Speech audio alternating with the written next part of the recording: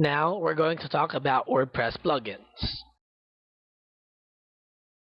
So plugins are what you use with your WordPress site to enhance your site, increase its functionality, and anything actually that you can think of. Any improvement, any enhancement, any function that you can imagine with your website, there will be a plugin for that. Because aside from the plugins that you can download from the internet or that you can buy, you can also write or code your own WordPress plugin.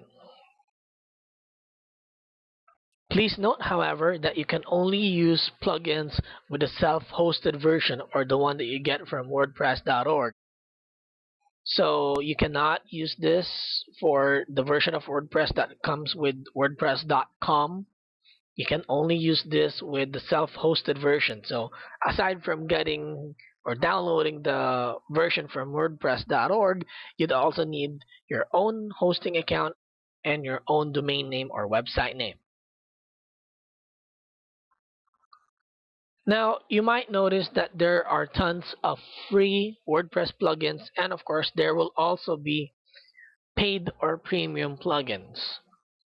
Now, most people would go for the free ones, but it is actually better to get paid plugins simply because you already have a support staff who can help you out just in case you ran into some issues with your plugin.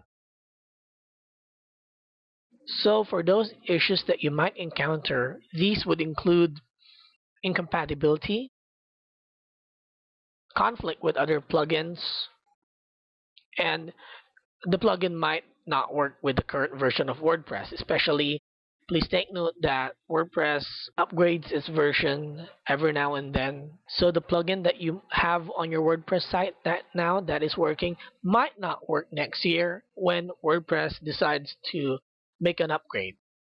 So again, that's the advantage of the paid or premium plugins. They have support staff who is ready to help them out. So with that, thanks, and I'll see you in the next video.